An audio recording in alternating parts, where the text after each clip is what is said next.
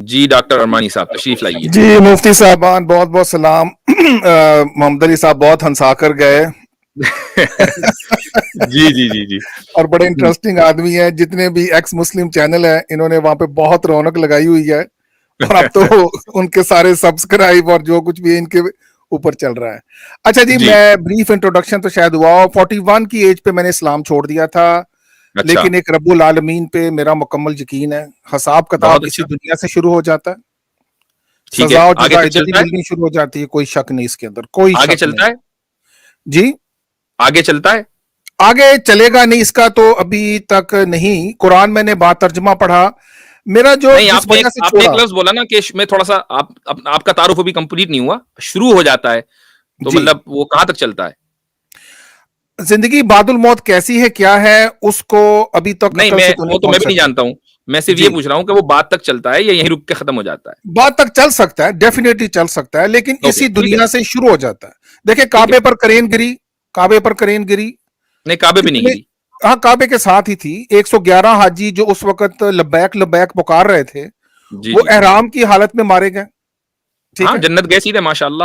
چلے ٹھیک ہے, آپ کے شہادت کا مطابق درجہ جنت ملا. میں گیا. لیکن وہ جی عورت جو 2 بچوں کو لے کے کھڑی ان کی زندگی کی اور جی خوشیوں کی دعائیں مانگ رہی تھی, صحیح وہ وہیں پہ فوت ہو گئے, شہید ہو گئے دونوں بچے. وہ صحیح ویڈیو بات ہے. ساری دنیا جانتی ہے. افسوسناک اچھا حادثہ ہے اس مولوی کے لیے. صاحب, جی مفتی صاحب سوری, یہ وہ جی جگہ ہے کہ جہاں پہ رب العالمین اللہ تعالیٰ کے مطابق کسی جی بھی جان کو ہلاک کرنا حرام ہے. وہ جگہ وہ اسی لیے مسجد الحرام کہا جاتا ہے. اور وہاں کا جو مہینہ ہے حج کا, تو سوال یہ پیدا ہوا کہ کیا خدا کا اسرائیل بے قابو ہو گیا؟ ایک تو میرے دل کا سوال ہے, میں آپ سے نہیں پوچھ رہا, میں نے اپنے آپ سے پوچھا کیونکہ میں مومن رہا ہوں بہت لمبا عرصہ. دوسرا میرا خدا سوال یہ ایک تھا منٹ اپنے آپ سے میں ایک منٹ میں سمجھا نہیں آپ کا سوال. میں سمجھا نہیں آپ کا سوال. کہ کیا رب العالمین اللہ تعالیٰ کا جو اسرائیل ہے جی اپنے ہی ہاں اس کے گھر میں بے قابو ہو گیا اور وہ حاجی احرام کی حالت میں لبیک لبیک پکارتے مارے گئے؟ تو یہ ایک آپ کا کیا سوال. خیال ہے کہ اگر کرین نہ گرتی تو مکہ میں کوئی نہ مرتا یا مکہ میں ڈیتھ نہیں آتی؟ جی وہ آپ دیکھیں کہ کرین کے گرنے کی وجہ سے اس حرمین شریف کے اندر مارے گئے نا. مطلب کہ آدمی گاڑی کے حادثے میں بھی مر سکتا ہے. ہاں تو وہ حرمین شریف تو نہیں یعنی جہاں اگر پہ اگر رب اگر اگر اگر اسرائیل کا داخلہ مکے میں حرام ہوتا جی اور وہ کسی طریقے سے گھس کے 100-150 لوگوں کی جان لے لیتے, اب تو مسئلہ ہوتا. جی ان کا تو دن رات داخلہ ہر جگہ ہے, آپ کے گھر میں بھی ہے اور اللہ کے گھر میں بھی ہے. ان کا کہیں داخلہ ممنوع ہی نہیں ہے. تو موت تو مختلف اسباب سے آ سکتی ہے, اس میں کیا بات ہے؟ یہ نہیں, تو آپ وہاں نے پہ عجیب سوال ناخن کیا. کاٹنا حرام ہے. مکھر اسرائیل کیا کے لیے کہتے نہیں ہیں, ہے جناب, میرے لیے ہے. اسرائیل کے لیے نہیں ہے, فرشتوں کے لیے الگ ہے. وہ بھی اللہ تعالیٰ کی حکم سے ہی جاتے ہیں وہاں. مطلب بھائی موت پھر حرمین انسان ہے. شریف کے اندر ڈاکٹر قتل ارمانی یا وہ صاحب حرام نہیں ہے. آپ تو ڈاکٹر ہیں, مجھے پتا نہیں کہ آپ میڈیکل ڈاکٹر ہیں کہ پی ایچ ڈی ڈاکٹر ہیں. جی انہیں میں اتنا ڈاکٹر ہوں, بچکانا سوال اسپیشلسٹ بھی کیا ہوں. ہے. آپ نے اتنا بچکانا سوال کیا ہے. یعنی اللہ تعالیٰ نے خون بہانا وہاں پر حرام کیا ہے. کس کے لیے حرام کیا ہے؟ انسانوں کے لیے, کہ وہاں جنگ نہیں ہونی چاہیے. وہ بلد اللہ الامین ہے, اللہ تعالیٰ کا ایک ایسا شہر ہے کہ جہاں امن امان قائم رہنا چاہیے. لیکن اس کا مطلب یہ نہیں کہ وہاں موت نہیں آئے گی, اور موت آنے کا کوئی بھی سبب ہو سکتا ہے. مفتی صاحب شہر کی بات نہیں ہو رہی, حرمین شریف کی بات ہو رہی ہے جہاں ناخن کاٹنا بھی حرام ہے. تو مطلب کیا اللہ کوئی میں حرام کام میں کر رہا ہے؟ وہ انسان کے لیے, بھائی جس اللہ نے کسی چیز کو حرام کیا اس کو حلال کرنے کا بھی تو حق ہے. اچھا مطلب وہاں پہ اس کا مطلب کہ کوئی اور پروٹیکشن نہیں ہے. دوسری بات یہ کہ یہ انسانوں کے لیے نہیں, انسانوں کے لیے تو حرام کر دیا ہمیشہ ہمیش کے لیے. فرشتوں کے لیے وہ جس طریقے جو بھی اسباب اس کی موت کے ہو سکتے ہیں وہ ہوں گے کسی بھی انسان کے مرنے کے. وہ کعبے کے اندر بھی مر سکتا ہے, کعبے کی چھت پہ مر سکتا ہے, حرم میں مر سکتا ہے, کہیں بھی مر سکتا ہے, کسی بھی حادثے میں مر سکتا ہے. جنگ نہیں ہونی چاہیے, یہ مطلب ہے اس کا. چلیے یہ بڑی اچھی آپ نے بات کی. اچھا میرا دوسرا جو سوال تھا جو میں اپنے آپ سے پوچھتا تھا, اب میں آلموسٹ حافظ قرآن ہوں کیونکہ میں نے 40 مرتبہ قرآن کو با ترجمہ پڑھا, مولانا مودودی کی تفاسیر بھی پڑھی ہیں میں نے, کہ اگر غیر اللہ کو سجدہ حرام ہے آپ کے مطابق, آپ سمجھتے ہیں شمائل صاحب غیر اللہ کو سجدہ حرام ہے؟ غیر اللہ کی عبادت حرام ہے. سجدہ غیر اللہ کی عبادت سجدہ چلیں تو نہیں, ایک, آپ جو لفظ قرآن نے ذکر کیا ہے آپ اچھا اس غیر میں اللہ رہیں کو گے. سجدہ کر سکتے ہیں اس کا مطلب آپ؟ پچھلی شریعتوں میں جائز تھا, اور ہماری شریعت میں اگر آپ, مجھے معلوم ہے آپ کہاں رہے ہیں کہ بھائی آپ کعبے کو سجدہ کرتے ہیں, تو کعبے جی کو ہم سجدہ بالکل. نہیں کرتے بلکہ اللہ تعالیٰ کو سجدہ کرتے ہیں. کعبہ ہمارا قبلہ ہے, اور اس کی دلیل یہ ہے کہ آپ کعبے کو آپ ہٹا دیں تب بھی ہم اسی سمت میں کریں گے سجدہ. مان لیجیے کعبے کے بھی کچھ سال پہلے وہاں کنسٹرکشن چل رہا تھا تو پورا بنا, کعبہ نہیں تھا وہاں موجود, وہ 4 دیواریں نہیں تھی, پوری دنیا تب بھی ادھر ہی اسی سمت میں سجدہ کر رہی تھی. مان لیجیے آپ جہاز میں سفر کر رہے ہیں, آپ کو نماز پڑھنی ہے, اب جہاز کو یوں کوئی کریں گے ٹلٹ ڈاؤن کہ وہ جب تک کہ کعبے, وہ اپنی سمت میں اسی الٹیٹیوڈ کے اوپر ہے, آپ اس ڈائریکشن کی طرف سجدہ کریں گے, تو یہ کعبے کی عبادت نہیں ہے, اللہ کی عبادت ہے. اور پوری نماز میں ایک اور بتا دوں میں آپ کو, پوری نماز میں کعبے کا کہیں ذکر نہیں ہے. بھائی جس کی عبادت ہوگی اس کا ذکر ہونا چاہیے نا, پوری نماز میں اللہ ہی کا ذکر ہے, کعبے کا کہیں ذکر نہیں. جی اچھا, تو 14 سال تک اس سے پہلے قبلہ اول کی طرف منہ کر کے نماز پڑھتے تھے, تو اس کی کیا وجہ ہے, اور پھر اس کو بدل دیا گیا؟ یہ اس لیے اللہ تعالیٰ نے کیا شروع میں, تاکہ اہل کتاب کو یہ پیغام دیا جا سکے کہ تمام کے تمام جو ادیان اس سے پہلے آئے ہیں وہ سب کے سب اللہ تعالیٰ ہی کی طرف سے آئے ہیں, اور ہم جو ہے وہ بیت المقدس کو اور کعبے کے درمیان کوئی فرق نہیں کرتے. ہاں اللہ کے حکم کی وجہ سے کعبے کی طرف نماز پڑھ رہے ہیں, جب اللہ کا حکم تھا بیت المقدس کی طرف نماز پڑھنے کا تو بیت المقدس کی طرف نماز پڑھ رہے تھے. یہ ایک میسج دینا تھا, وہ میسج چلا گیا. جب وہ ضرورت پوری ہو گئی تو اللہ تعالیٰ نے جو ہے کعبے کو ریسٹور, کعبے کی طرف عبادت کو ریسٹور کر دیا. اور یہ خود ایک دلیل بھی ہے کہ ہم کسی عمارت کو سجدہ نہیں کرتے, بلکہ رائٹ, آئے گا وہاں پر چلیں گے. پہلے حکم تھا کہ مسجد اقصی کی طرف جھک جاؤ, اب حکم ہے کہ کعبے کی طرف جھکو. نہیں تو کیا اس میں کوئی انسانی کارستانی کارعمل نہیں لگتی آپ کو کہ اصل جو عمارت بنائی گئی انسانوں کی عبادت کے لیے پہلی قرآن کے مطابق وہ تو کعبہ مکہ ہے, تو پروفٹ محمد نے آ کے وہ جو دوسرا کعبہ ہے اس کی عبادت کیوں شروع کر دی؟ انسانی کارستانی تو جناب والا آپ کو قرآن میں بھی لگتی ہے, آپ کو اللہ کے وجود میں بھی لگتی ہے.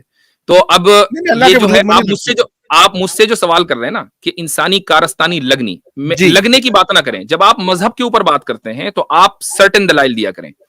یہ جو اوپینین والا انداز ہے نا, یہ غلط ہے. آپ یہ کہیں کہ میرے پاس ایک ایسا کانکریٹ ثبوت ہے کہ جس کو دنیا میں کوئی انکار نہیں کر سکتا کہ یہ فلاں کی کارستانی ہے, اب آپ ہم سے بات کریں. دیکھیں, کیا تو ایک انسان نے, اللہ نے تو حکم, ایک بندہ ہی آپ کو گائیڈ کر رہا ہے نا کہ جی 14 سال آپ یروشلم کی طرف منہ کر کے نماز پڑھتے ہیں. اچھا مجھے میرا یہ ایک سوال کہہ لیں کہ اگر کعبہ تبدیل نہ ہوتا تو وہاں پہ تو کوئی حج عمرہ نہیں تھا, تو آج ہم حج عمرہ تو نہ کر رہے ہوتے. پھر دیکھیں نا, کعبہ اگر تبدیل نہ ہوتا کیا مطلب؟ اگر یروشلم کی طرف بیت المقدس کی طرف اگر منہ کر کے نماز پڑھتے رہتے, قبلہ تبدیلی کا حکم نہ آتا, تو پھر ہم آج حج عمرہ تو فرض نہ ہوتا, کیونکہ حج عمرہ تو یہ لوگ کر رہے تھے. جی اس سے کیا ثابت ہوتا ہے؟ ثابت نہیں, میں ویسے آپ سے پوچھ رہا ہوں کہ اگر قبلہ آپ اپنی بات مکمل کر لیجئے, آپ اپنی بات مکمل کر لیجئے. جی, اگر کعبہ قبلہ تبدیلی کا حکم نہ آتا تو آج ہم اسرائیل کی طرف منہ کر کے نماز پڑھ رہے ہوتے. یہ وہ جگہ جہاں سے نبی کریم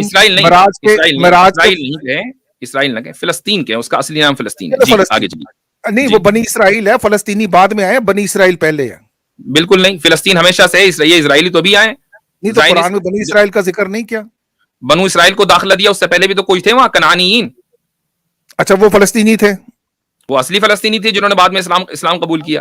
اور اب بنو اسرائیل نے تو قرآن کے مطابق خود ہی منع کر دیا تھا. اللہ کہہ رہا تھا جاؤ, کہہ رہے ہم نہیں جاتے, تم اور اللہ تعالیٰ اور موسیٰ آپ ہی لوگ چلے جائیں اور جا کے جہاد کر لیں. انہوں نے تو خود ہی اپنے آپ کو محروم کر لیا تھا قرآن کے مطابق. جی چلے آگے بولیں, سائڈ میں چلیں. مجھے ویسے یہ حیرانگی تھی کہ قبلہ, یہ جو قبلہ دوم ہے بیسیکلی کیوں بنایا اور کس نے بنایا, کہ حضرت سلیمان اور حضرت داؤد نے بنایا, اور قبلہ اول کے ہوتے ہوئے جب کعبہ موجود تھا تو یہ والا جو قبلہ ہے فلسطین والا یا اسرائیل والا, یہ کیوں اور کس نے بنایا؟ میں نے آپ کو ابھی مفتی صاحب نے بھی جواب دیا کہ نماز کا جو مقصد ہے وہ یہ نہیں ہے کہ آپ کس طرف رخ کر کے نماز پڑھ رہے ہیں. جی سر, نماز کا مقصد یہ ہے کہ آپ کا جو ڈائریکشن ہے وہ ایک ہونا چاہیے, اجتماعیت ہونی چاہیے. اگر مان لیں کہ قبلہ مثلا بیت المقدس ہوتا تب بھی ہمیں کوئی مسئلہ نہیں تھا, ہم ادھر کی طرف نماز پڑھ رہے ہوتے, یا کوئی اور دنیا کی کوئی دوسری عمارت ہوتی, اس کو بدل کر اللہ تعالیٰ نے کعبہ کر دیا. اور یہ کوئی اللہ تعالیٰ کے ایسا نہیں تھا کہ اچانک کوئی ذہن میں خیال آیا, ہر چیز ایک ویل پلانڈ ہوتی ہے. تو اللہ تعالیٰ, یعنی آپ چونکہ اللہ کے قائل نہیں ہیں لیکن آپ نے رب العالمین کا لفظ بولا تو میں وہی لفظ لیتا ہوں. رب العالمین کو یعنی جو سارے جہانوں کا پالن ہار ہے, اس کے پاس یہ علم تو ہونا چاہیے نا مکمل کہ آگے کیا ہونے والا ہے, ورنہ پھر وہ رب العالمین کیسے ہوگا, وہ پالے گا کیسے؟ تو ہر چیز جو ہے وہ پہلے سے سیٹ ہے. تو اللہ تعالیٰ نے یہ میسج دیا, جیسے مفتی شمائل صاحب نے بھی ابھی کہا کہ ہم کعبے کی عبادت نہیں کرتے, اس لیے 16 سال تک کہ ہم نے ادھر دیکھا بھی نہیں نماز میں. اس سے خود یہ ثابت ہو گیا کہ کعبے کی عبادت نہیں ہوتی ہے. مقصد صرف اس کا یہ ہے کہ ڈائریکشن جو ہے وہ ایک ہونا چاہیے پوری امت کا, چاہے آپ کسی بھی دنیا میں ہو, ایسٹ میں ہو کہ ویسٹ میں ہو, صرف اتنا ہی مقصد ہے اس کا, اس کے علاوہ کوئی دوسرا مقصد نہیں ہے. ٹھیک ہو گیا. اچھا, میں اس چیز پہ بھی حیران ہوں جو میری وجہ بنی اسلام کو چھوڑنے کی, کہ جیسے ہندو لوگ ہیں جو نہ نماز, نہ قرآن, نہ اللہ, نہ رسول, نہ کعبہ, کچھ کسی چیز پہ ان کا یقین نہیں, جی उनको भी सुबह सूरज निकलता है, फसलें पकती हैं, बच्चे स्कूल जाते हैं, जहाज उड़ रहे हैं, गाड़ियां चल रही, सारे काम हो रहे हैं। हम्म हालांकि वो भगवान की पूजा करते हैं और फिर जारी बात है दुआएं मांगते तो भगवान जो भी है, ईश्वर है जो भी है उनका, क्योंकि मैं उसको नहीं जानता मानता, वो उनकी जैसी भी सुन तो रहा है, चल तो रहा है सिस्टम। तो क्या अल्लाह उनको कैसे पैगाम देगा कि भाई तुम गलत डायरेक्शन में हो? वो तो ना मोहम्मद को जानते हैं ना कुरान को, उनका रिजक कैसे चल रहा है? ये मेरी हैरानगी थी। ये आपकी गलत हैरानगी थी और मुझे हैरत है कि आपको हैरानगी थी। उसकी जी। वजह यह है कि आपने 40 मरतबा कुरान पढ़ा और आप इस आयत से 40 मरतबा गुजरे होंगे कि वलन तजिद लिसुन्नतिल्लाहि तब्दीला, जी माशाल्लाह। कि अल्लाह ताला की सुन्नत, और सुन्नत से मुराद जो उसका कॉज एंड इफेक्ट का जो निजाम है जी उसके सर। अंदर कोई तब्दीली नहीं आएगी। तो एक आदमी अगर दाना डालेगा उससे कोई फर्क नहीं पड़ता कि वो मुसलमान है कि काफिर है कि हिंदू है कि मुशरिक है कि ईसाई है कि यहूदी है। जी, दाना जी। डालेगा, सही डालेगा, अपने वक्त पर डालेगा तो दाने को उगना है, क्योंकि अल्लाह ताला ने उसको कॉज बनाया है और उसके उगने को और उसके बाद जो गल्ला मिलता है वो इफेक्ट है। तो जी कॉज एंड इफेक्ट के इस निजाम में अल्लाह ताला के यहाँ कोई तब्दीली नहीं, अल्लाह ने ऐलान कर दिया। जी अगर ऐसा होता ना डॉक्टर साहब कि मान ले मुसलमान उगाए तो उगे और हिंदू उगाए तो ना उगे, तो भाई फिर तो ये जन्नती हो गई थी ना मुसलमान के लिए, कहीं और जाने जी। की क्या जरूरत थी? यानी अल्लाह ताला ने गोया के खुद उसको बता दिया कि भाई देखो तुम मुसलमान बनोगे तो ही तुम खाना मिलेगा, वरना तुम्हें खाना नहीं मिलेगा। तो फिर इम्तिहान कैसे रहेगी? हमारा तो बुनियादी कॉन्सेप्ट ये है कि हम दारुल इम्तिहान में हैं। नहीं तो फिर जब अजाब आता है जो जी जालिमीन की कौम कह लें या मुनकरीन या जी मुशरिकीन, हम्म, तो वो सारी कौम के ऊपर अजाब आ जाता है। तो हिंदुओं बिल्कुल। पे अजाब आ जाए, बुरे काम कर रहे हैं, बुत परस्ती कर रहे हैं, और दूसरा हाँ, तो कि जब जब अजाब अल्लाह ताला जब चाहता है तो उसके ऊपर उसके किसी भी कौम के ऊपर अजाब भेजता है। वो हमारे और आपके इख्तियार में तो नहीं है ना कि हम मुतालबा करें कि अजाब क्यों नहीं आ रहा है। ये आपका ये वही तो ठीक सवाल है, कह 40 रहे हैं। मरतबा जो आपने पढ़ा होगा, मुशरिकीन ने भी मुतालबा किया था कि हमारे ऊपर अजाब क्यों नहीं आ रहा है। आपने कम से कम 40 मरतबा पढ़ा ना, जी उसमें बिल्कुल। आपने उन मुफस्सिरीन का ये जवाब भी पढ़ा होगा कि ये अल्लाह ताला का इख्तियार है, बल्कि मुफस्सिरीन का नहीं, अल्लाह ताला का ये जवाब है कुरान में कि ये अल्लाह ताला की मर्जी है कि जिस वक्त वो चाहे अजाब दे, तुम्हारे मुतालबे पर कोई आएगा। नहीं वो तो ठीक बात है, लेकिन आता तो उस कौम पे है कि जो जुल्म कर रहे हैं, लेकिन सवाल ये था कि जब अब अजाब आता मिसाल है। के तौर पर आप जो है गालिबन पाकिस्तान के हैं, आप मसलन लाहौर।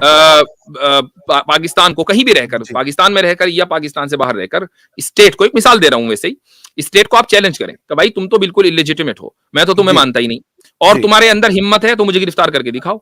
अब ये जी स्टेट की मर्जी है कि वो आपके ऊपर कार्रवाई करे या ना करे। ये कोई है कि आपके कहने पर फौरन स्टेट कार्रवाई करेगी? आपके ताबे नहीं है, आप ताबे हैं। बिल्कुल। लेकिन देखे ना, हिंदू लोग तो कहते हैं कि भाई हमारा भगवान जो है, ईश्वर, वो सारे सिस्टम को चला रहा है, वो इन मुसलमानों को रिजक दे रहा है, वो तो उस पर यकीन कर रहे हैं। देखे ना, वो दाने को उगाता है, वो सारे काम करता है। अगर वो ऐसा, इसमें क्या अच्छा मसला है? दूसरा मेरा बड़ी है अपना शमाइल साहब से सवाल है कि जब अजाब आता है तो जो औरतें और बच्चे हैं, एक हामला औरत है जिसका बच्चा पैदा भी नहीं हुआ, उसको क्यों मार दिया जाता है बीच में? जी अपना शमाइल साहब आप जवाब दें।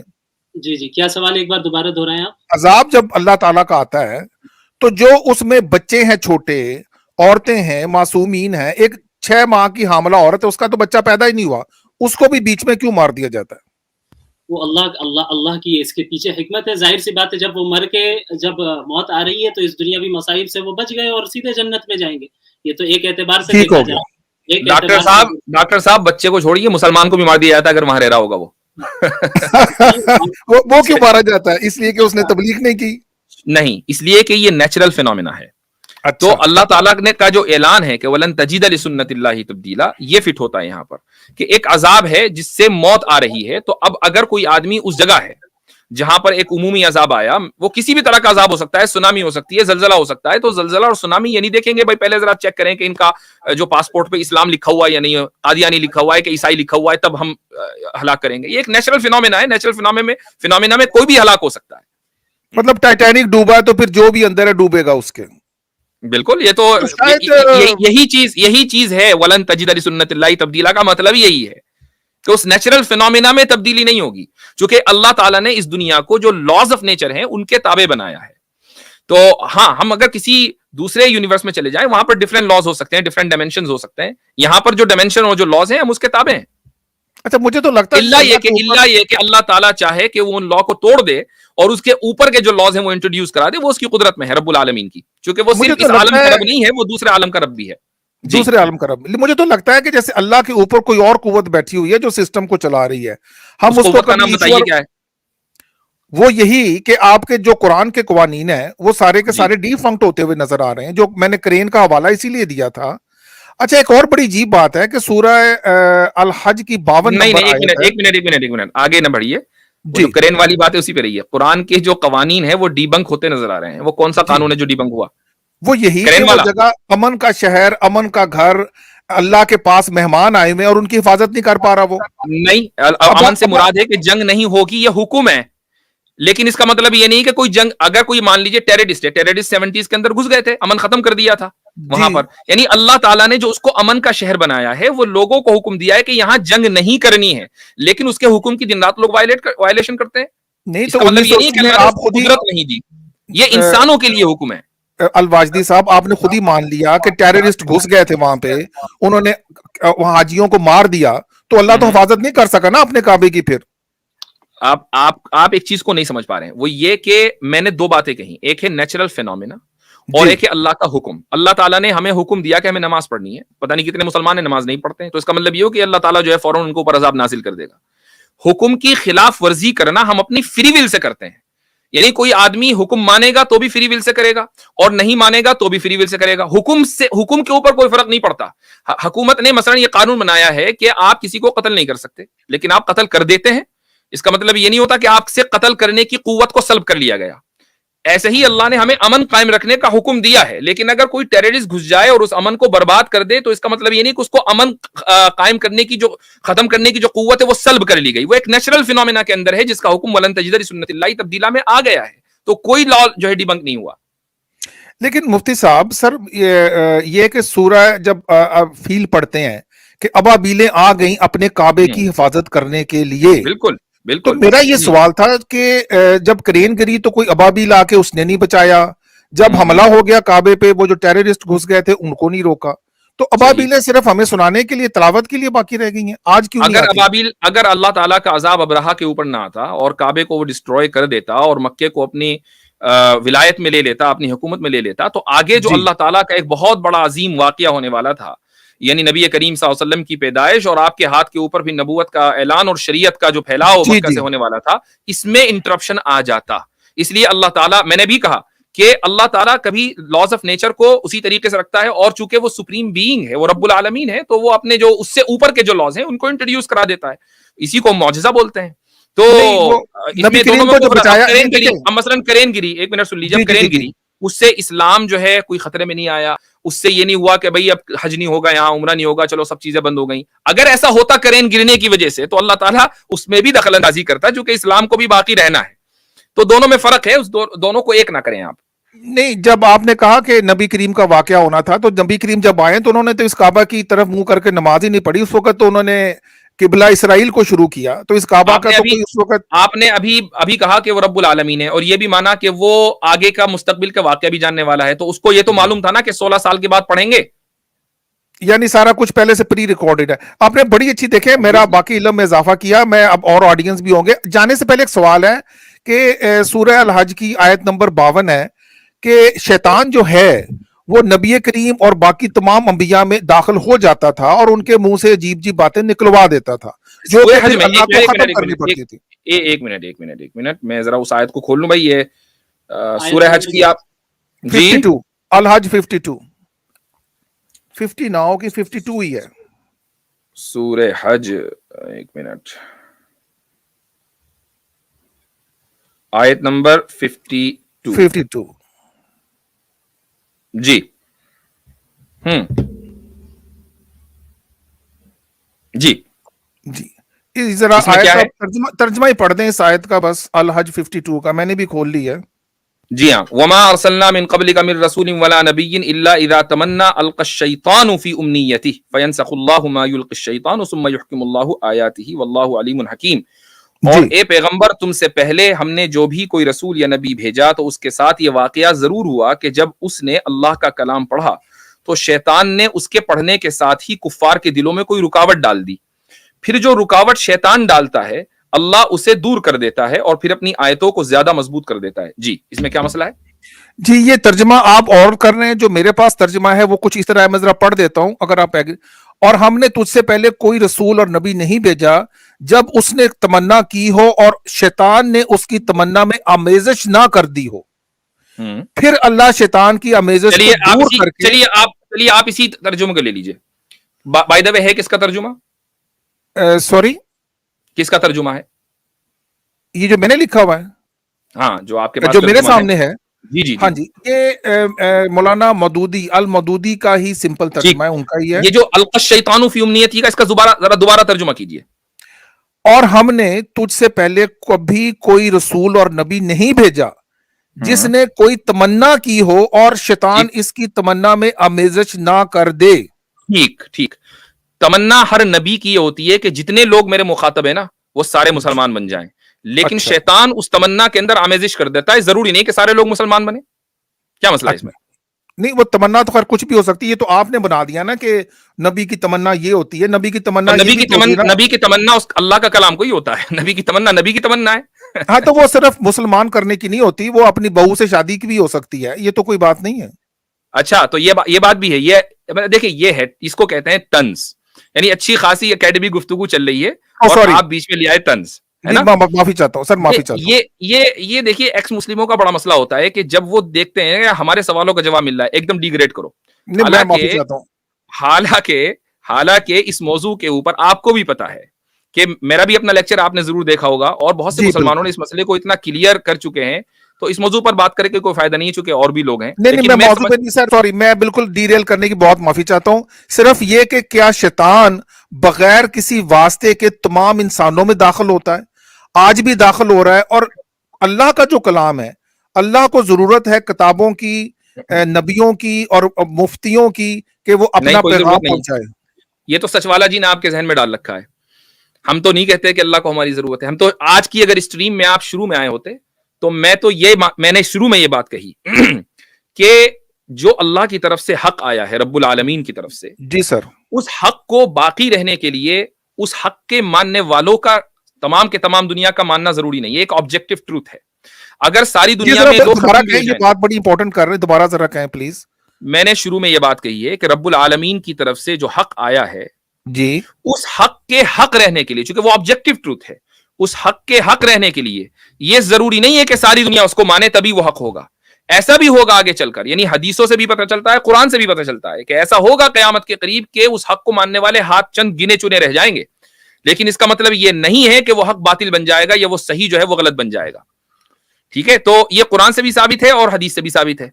तो हम तो अपनी अक्सरियत को हक का पैमाना समझते ही नहीं है। नहीं, हक पे तो वजाल हक्कु वजा हक्कल बातिल इन्नल बातिल, इसका मतलब ये कि अक्सरियत हो गई।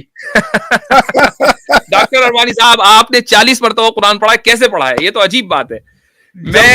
आपने इसका मतलब 40 मरतबा नहीं पढ़ा? नहीं सर, आप दोबारा आके पढ़ूंगा, मैं दोबारा पढ़ूंगा आपसे आके। आपने 40 मरतबा नहीं पढ़ा, ये स्टेटमेंट गलत है आपका। चले, अब आपसे आके पढ़ा करूंगा। हाँ, मैं इंशाल्लाह दावत देता हूँ, आप मेरे साथ पढ़िए। आई डोंट हैव टाइम, लेकिन मैं आपको पढ़ाऊंगा इंशाल्लाह। अच्छा सर, चले, बहुत शुक्रिया, आपके और कॉलर्स भी होंगे। अच्छा, 1400 साल से क़यामत नहीं आई और ना अल्लाह ताला ने आने वाली, सब्र करें, आएगी इंशाल्लाह, आएगी। वैसे तो मैं सारा था कि नासा वालों को अल्लाह ताला एक कलमा ही भेज देता, बेचारे नासा वाले इतनी देर से इंतजार कर रहे हैं, जबरील अलैहिस्सलाम भी छुट्टी पे चला गया हुआ है, तो ये क्या मसला है? आप दूसरों की टेंशन न लें, आप अपनी फिक्र करें, इंशाल्लाह आएगी वो, तो उसको तो आना ही है। अच्छा, वो छोटी सी ऊपर से वाइब्रेशन होती है ना, तो नासा वाले पकड़ लेते हैं उसको। बाय द वे, आपने तो साइंस पढ़ी है, नासा वाले भी इस बात के कायल हैं कि जो बिग फ्रीज है वो तो होनी है ना, बस वो टाइम जरा आगे लेके जाते हैं, कितने बिलियन साल, वो अल्लाह ताला के ऊपर है कि वो बिग फ्रीज को पहले कर दे, आगे कर दे। नासा वालों की कैलकुलेशन गलत हो सकती है, पहले भी हुई है। बिग फ्रीज के तो वो भी कायल है ना। अच्छा, जो कब्रों में है, मेरा सवाल है, ये शायद पहला जो मैं, अरे अब मेरे ख्याल से जी, चलिए कि जो कब्रों में है वो क़यामत के रोज ही उनको रूहें जोड़ी जाएंगी कि वो सीधे जन्नत में चले जाते हैं? मुझे नहीं पता क्या होगा, लेकिन बहरहाल जो कब्रों में है उनको अल्लाह ताला क़यामत के दिन उठाएगा, उनको जिस्म देगा। वो कौन सा जिस्म होगा? उनकी जो अरवाह हैं वो उनके जिस्मों में वापस जाएंगी, उनका हिसाब किताब होगा।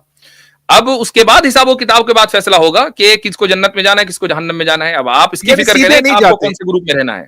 अभी मर के नहीं हम जन्नत में जाते, ये तो है, अभी तो नहीं जाते ना हम। नहीं, अब जब मौत आती है इसका तो अभी नहीं जाते ना। नहीं, कोई जन्नत में नहीं जाता, कोई जन्नत में नहीं जाता। जो बीमार होता है उसको सिखाया जाता है कि जो ही बटन दबेगा तुम फटोगे, जन्नत में जाओगे। खुदकश बम्बार जो फटते हैं हमारे पाकिस्तान में। मुफ्ती साहब, बहुत शुक्रिया। आप असल में वो तो खुदकश बम्बारे में लास्ट बात कह दूं, फिर आप चले जाइएगा। खुदकश बम्बार की जो फंडिंग होती है وہ تو آپ کا ملک اور میرا ملک US اور UK وہی تو کر رہے ہیں, ان کو وہی سکھاتے ہیں کہ بھائی جنت میں جاؤ گے. وہ بیچارے جاہل جپٹ لوگ ہوتے ہیں, ان کو جو ہے کچھ بھی سکھا دیا, برین واش کر دیا, ان کو ڈرگس پلا دی, انہوں نے اپنے آپ کو پھاڑ لیا, اور آپ جیسے لوگوں کو موقع مل جاتا ہے اسلام کو ملائن کرنے کا. بس اتنا ہی فرق ہے, ورنہ ان کی ٹریننگ اور ان کی فنڈنگ دونوں ویسٹ کرتے ہیں. یہ آپ کو بھی پتا ہے, مجھے بھی پتا ہے. چلیے, یعنی وہ غلط کر رہے ہیں, یہ آپ مان رہے ہیں کہ غلط کر رہے ہیں وہ جو اس میں تو کوئی شک ہی نہیں ہے. میں تو کتنی مرتبہ اس پر اسپیچ بھی دے چکا ہوں. بڑی زبردست بات ہے. اور 150 بچے جو مار دیے پبلک اسکول کے پشاور میں, وہ بھی غلط مرے نا, آپ یہ میری کہتے ہیں. ٹویٹ موجود ہے, ٹویٹر پر دیکھ لیجیے گا, اسی دن میں نے کنڈیم کیا تھا سخت الفاظ میں. بہت شکریہ, بہت شکریہ, تھینک یو ویری مچ جی, بہت شکریہ. بہت بہت شکریہ. اسماعیل صاحب جی, آپ سے بہت امپریس ہوں, مفتی صاحب آپ سے بھی شکریہ, بہت بہت.